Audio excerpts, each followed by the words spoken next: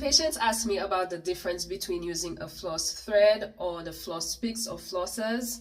I normally tell them it really doesn't depend on the tool, but the technique and the frequency.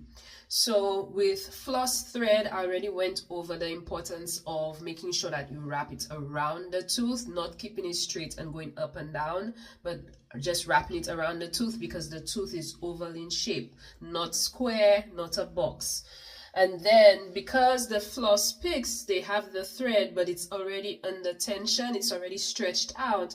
The trick is to make sure that when you seesaw in between the teeth, just like you use the thread, and you get through that tight spot, because the teeth are wide at the top and they get narrow towards the gum line. Where the widest points meet, it will be tight. So you seesaw it through, and what you do, you press the flosser, this part, against the tooth, so you could get that curve around the tooth, just like how the thread would curve around the tooth.